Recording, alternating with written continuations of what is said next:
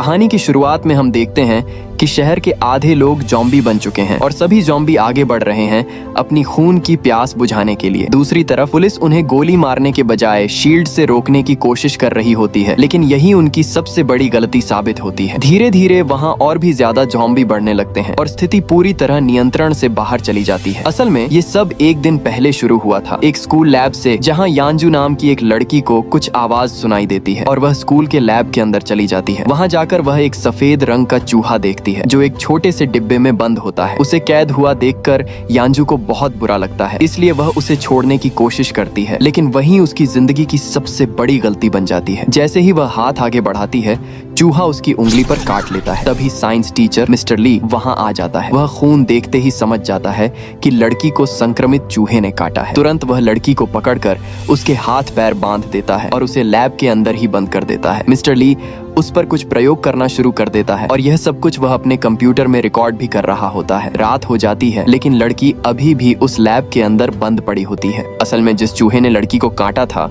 वह एक ज़ॉम्बी चूहा था और क्योंकि उसने ऑन्जो को काट लिया था, इसलिए वह भी बहुत जल्दी ज़ॉम्बी बनने वाली थी। इसी वजह से मिस्टर ली ने उसे अपनी लैब के अंदर बंद करके रखा था, वरना अगर वह एक बार बाहर आ जाती तो बहुत बड़ा अनर्थ हो सकता था। अगले दिन स्कूल के टॉप फ्लोर पर कुछ बदमाश स्टूडेंट्स मिलकर एक लड़की के साथ गलत बर्ताव कर रहे होते हैं और एक लड़के को जबरदस्ती बोलते हैं कि वह सब कुछ फोन पर रिकॉर्ड करे। तभी वहाँ चियोंग सान नाम का एक लड़का आ जाता है और उन्हें बचा लेता है और दोनों को वहाँ से निकालकर क्लास के अंदर ले आता है। क्लास के अंदर मिस पार्क सबसे पूछती हैं कि आज ऑन्जो क्यों नहीं आई, लेकिन किसी के पास कोई जवाब नहीं होता। इधर ऑन्जो धीरे धीरे ज़ॉम्बी बनने लगती है और वह अपनी रस्सी तोड़कर किसी तरह अपनी क्लास तक पहुंच जाती है। उसे उस हालत में देखकर सभी बहुत डर जाते हैं। वह क्लास के अंदर आकर सबको बता देती है कि मिस्टर ली ने उसे बंद करके रखा था और उस पर एक्सपेरिमेंट्स किए थे। मिस्टर ली के बारे में ऐसी बातें सुनकर सब लोग शॉक हो जाते हैं और लड़की को तुरंत स्कूल के डॉक्टर के पास ले जाया जाता है। उन्हें बिल्कुल भी अंदाजा नहीं होता कि वे कितनी बड़ी गलती कर रहे हैं और उन्हें यह भी नहीं पता कि कुछ ही देर में उनके साथ क्या होने वाला है। डॉक्टर चेक करता है कि ह्योनजू के शरीर का तापमान बहुत ही कम है और वह बहुत ज्यादा तड़प रही है। डॉक्टर को कुछ समझ नहीं आता, इसलिए वह इंजेक्शन देकर उसे बेहोश कर देता है और इमरजेंसी कॉल करके उसे अस्पताल भेज दिया जाता है। मिस्टर ली अगले दिन जब लड़की को देखने आता है तो उसे लैब के अंदर न देखकर वह डर जाता है। कुछ ही देर बाद पुलिस वहां आ जाती है और मिस्टर ली को अरेस्ट कर लेती है। मिस्टर ली उन्हें बार बार समझाने की कोशिश करता है कि ह्योनजू को अस्पताल भेजना गलत है, उसे तुरंत क्वारंटीन में रखना चाहिए। वह कहता है, तुम लोग बहुत बड़ी गलती कर रहे हो, तुम सोच भी नहीं सकते कि आगे कितना बड़ा खतरा आने वाला है। लेकिन कोई भी उसकी बात को सीरियस नहीं लेता। इधर जब डॉक्टर अपने रूम में आता है तो उसे महसूस होता है कि उसके हाथ में तेज दर्द हो रहा है। जैसे ही वह अपना कपड़ा हटाकर देखता है तो उसका हाथ धीरे धीरे इन्फेक्टेड होने लगता है और उसकी आंखों का रंग भी लाल होने लगता है। असल में जब वह ह्योनजू को इंजेक्शन दे रहा था तब ह्योनजू ने उसे काट लिया था। जब उसने उसका तापमान चेक किया तो वह बहुत कम था, बिल्कुल ह्योनजू की तरह। धीरे धीरे उसकी नाक से खून बहने लगता है और उसका अपने शरीर पर कंट्रोल खत्म होने लगता है। कुछ देर बाद जब स्कूल का टिफिन ब्रेक शुरू होता है तब वह दो बदमाश लड़के डॉक्टर के रूम के पास से गुजर रहे थे। तब वे दोनों लड़के डॉक्टर को नंगे पांव पागलों जैसी हालत में अजीब तरह से खड़े देखते हैं और उसका वीडियो बनाना शुरू कर देते हैं। लेकिन अचानक ही डॉक्टर उन पर हमला कर देता है और वहां मौजूद एक लड़के के गाल को काटकर उसका मांस निकाल लेता है और बाकी सबको काटने के लिए उनके पीछे दौड़ने लगता है। कुछ ही देर में वह लड़का भी ज़ॉम्बी बन जाता है और क्लास के अंदर घुसकर एक एक करके सबको काटना शुरू कर देता है। इधर यूनजी सुसाइड करने की कोशिश करती है क्योंकि बदमाश लड़कों ने उसका गंदा वीडियो बनाकर उसे ऑनलाइन डालने की धमकी दी थी। इसी वजह से वह सोच लेती है कि अब वह किसी को मुंह दिखाने लायक नहीं रही और अपनी जान देने का फैसला कर लेती है। तभी वहाँ चियोंग सान नाम का लड़का आ जाता है और उसे रोकने की कोशिश करता है, लेकिन यूनजी उसकी बात नहीं सुनती। जैसे ही वह बिल्डिंग से कूदने वाली होती है तभी वह देखती है कि बिल्डिंग के शीशे टूट रहे हैं और स्टूडेंट्स नीचे गिर रहे हैं। पूरे स्कूल में ज़ॉम्बीज फैल चुके होते हैं। इधर कैंटीन के अंदर स्टूडेंट्स आराम से खाना खा रहे होते हैं, लेकिन उसी वक्त वहां भी ज़ॉम्बीज आ जाते हैं। उन्हें देखते ही पूरे कैंटीन में अफरा तफरी मच जाती है और ज़ॉम्बीज एक एक करके अपनी खून की प्यास बुझाने लगते हैं। इधर हम देखते हैं कि एक प्रेग्नेंट स्टूडेंट लड़की खुद ही बाथरूम के अंदर अपने बच्चे को जन्म देती है। शायद उसने कभी अपने बॉयफ्रेंड के साथ कुछ गलत किया था, इसलिए वह सोचती है कि अब वह सोसाइटी में किसी को मुंह नहीं दिखा पाएगी। इसी वजह से वह अपने बच्चे बच्चे को बाथरूम में ही छोड़कर वहां से चली जाती है। लेकिन जैसे ही वह बाहर निकलती है और देखती है कि चारों तरफ ज़ॉम्बीज फैल चुके हैं, तब उसे अपने बच्चे की चिंता होती है और वह दोबारा बाथरूम में जाकर अपने बच्चे को उठाती है और वहां से भाग जाती है। इधर पुलिस मिस्टर ली से पूछताछ कर रही होती है। मिस्टर ली उन्हें बताता है कि यह एक ऐसा वायरस है जो इंसान को ज़ॉम्बी बना देता है और अगर वह किसी और को काट ले तो वह भी ज़ॉम्बी बन जाता है। यह सुनकर पुलिस वाला हैरान रह जाता है। इसके बाद हम देखते हैं कि कुछ स्टूडेंट्स अभी भी जिंदा हैं, जो सभी एक कमरे के अंदर छुपे हुए हैं। लेकिन तभी वहां ना योन नाम की लड़की ग्योंग सू को भीख मांगने वाला बोल देती है, जिसकी वजह से उन दोनों के बीच बहस शुरू हो जाती है। तभी मिस पार्क आकर उन दोनों का झगड़ा शांत कर देती हैं।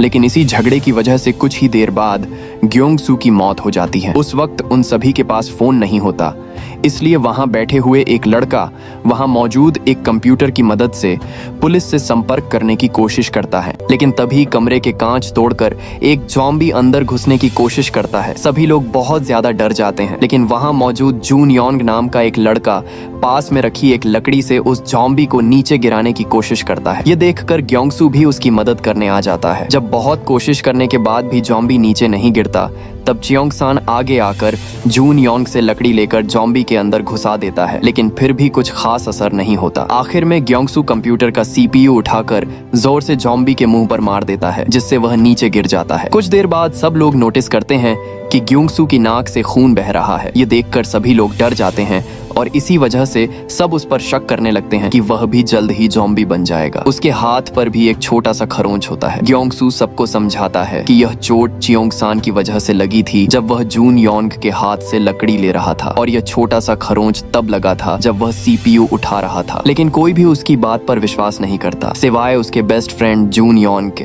नयोन बार बार सबको बोलती रहती है, तुम लोग मान क्यों नहीं रहे? मैंने साफ देखा था कि ज़ॉम्बी ने उसके हाथ को चीर दिया था। नयोन के इतना जोर देने पर सब लोग उसे 1 घंटे के लिए साइड वाले कमरे में बंद कर देते हैं। इधर जून योंग की मम्मी और पापा अपनी दुकान का पहली बार उद्घाटन कर रहे होते हैं।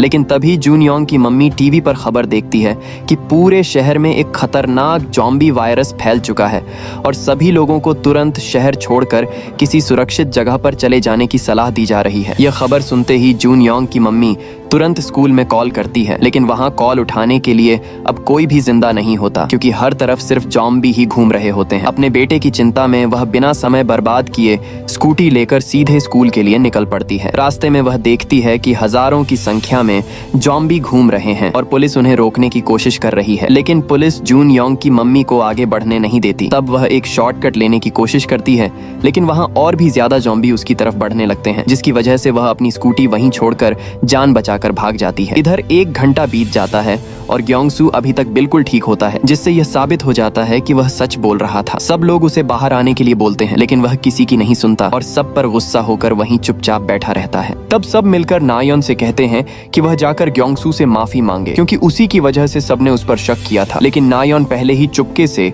उस लकड़ी पर लगे ज़ॉम्बी के खून को अपने रुमाल पर लगा लेती है और फिर ग्योंगसू के पास जाकर बात करने का बहाना बनाते हुए उसके घाव पर उसी रुमाल से ज़ॉम्बी का खून लगा देती है, जो किसी को भी समझ नहीं आता। लेकिन यह सब क्लास प्रेसिडेंट नोटिस कर लेती है। कुछ ही देर बाद ग्योंगसू की नाक से खून बहना शुरू हो जाता है और धीरे धीरे उसका पूरा शरीर संक्रमित होने लगता है। ये देखकर सब लोग हैरान हो जाते हैं, क्योंकि सब सोच रहे होते हैं कि इतना समय बीतने के बाद भी कुछ नहीं हुआ तो अचानक ऐसा कैसे हो सकता है। तब नायोन सबको कहती है, देखा, तुम लोग मेरी बात पर विश्वास नहीं कर रहे थे, लेकिन मैं सही थी। और फिर वह ग्योंगसू को कमरे से बाहर निकलने के लिए कहती है। ग्योंगसू रोते हुए सबसे कहता है कि वह खुद ही बाहर चला जाएगा, क्योंकि वह किसी को क्यों काटेगा, सब तो उसके दोस्त हैं। फिर वह धीरे धीरे दरवाजे की तरफ बढ़ता है, लेकिन बाहर निकलने से पहले ही वह पूरी तरह ज़ॉम्बी बन जाता है और अपने ही दोस्तों पर हमला कर देता है। तभी उसका बेस्ट फ्रेंड जून योंग उसका ध्यान भटकाने के लिए सीटी बजाता है। ये सुनकर ग्योंगसू उसकी तरफ दौड़ पड़ता है, लेकिन आखिरी समय पर जून योंग खिड़की से हट जाता है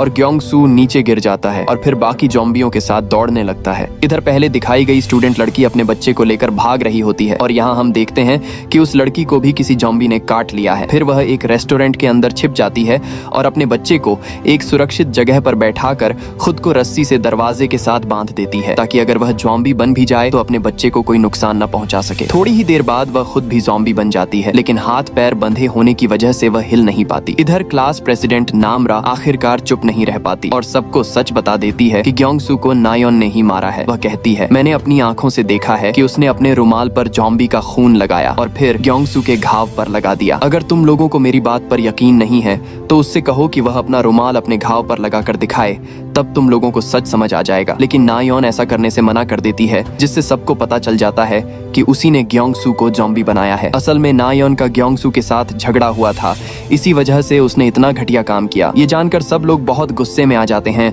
और उसे धक्का देकर कमरे से बाहर निकाल देते हैं। जैसे ही वह बाहर आती है, जॉम्बी उसकी गंध पकड़कर उसकी तरफ दौड़ने लगते हैं, लेकिन आखिरी समय पर मिस पार्क आकर उसकी जान बचा लेती है। असल में वह भी उसे बचाने के लिए खुद ही कमरे के बाहर आ जाती है। कुछ ही देर बाद वहां उन्हें रेस्क्यू करने के लिए हेलीकॉप्टर आ जाता है और यहीं पर हमारी मूवी का फर्स्ट और सेकंड पार्ट खत्म हो जाता है। अगला पार्ट बहुत जल्द अपलोड होगा। अगर तुम अगला पार्ट देखना चाहते हो तो चैनल को जरूर सब्सक्राइब कर लेना और ऑनल नोटिफिकेशंस ऑन कर देना।